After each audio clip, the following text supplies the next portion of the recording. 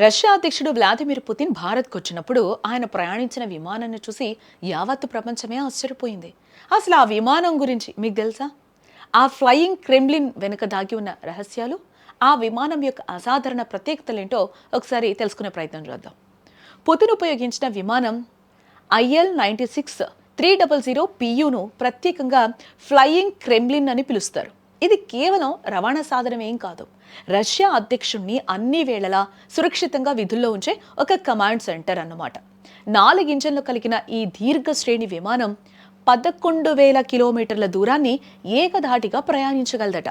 అత్యవసర పరిస్థితుల్లో పుతిన్ను ప్రపంచంలో ఏ ప్రాంతానికైనా సురక్షితంగా చేర్చగల సామర్థ్యాన్ని ఇది కలుగుంది. ఇందులో అత్యంత భద్రత కలిగిన ఎన్క్రిప్టెడ్ కమ్యూనికేషన్ వ్యవస్థలు అమర్చబడున్నాయి.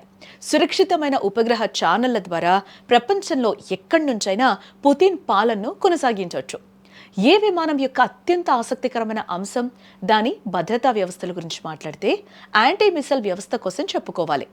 క్షిపణి దాడులను సమర్థంగా ఎదుర్కొనేలా యాంటీ మిసైల్ వ్యవస్థ ఇందులో ఉంది.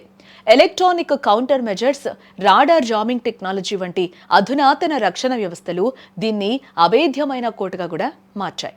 ఏ విమానంలో న్యూక్లియర్ కమాండ్ ఇంటర్ఫేస్ ఉన్నట్లు పలు నివేదికలు కూడా చెప్తూ ఉన్నాయి.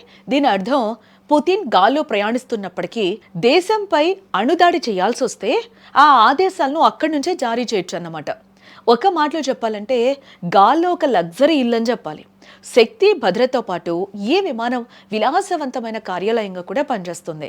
ఇందులో bedroom, conference room, guest lounge, ప్రత్యేక వంటగది, విలాసవంతమైన బాత్రూమ్, ఒక చిన్న సైజు మెడికల్ స్టోర్ మరియు జిమ్ వంటి సకల సౌకర్యాలు కూడా ఇందులో ఉన్నాయి. ఈ ఫ్లయింగ్ క్రెమ్లిన్ అనేది వ్లాదిమిర్ పుతిన్ యొక్క తిరుగులేని శక్తికి మరియు రష్యా సాంకేతిక సామర్థ్యానికి ప్రతీకగా చెప్పుకోవాలి. ఒక దేశాధినేత విమానం ఇంత పవర్ఫుల్గా ఉండటం ప్రపంచానికి ఎన్నో రహస్యాలను తెలియజేస్తూ ఉంది.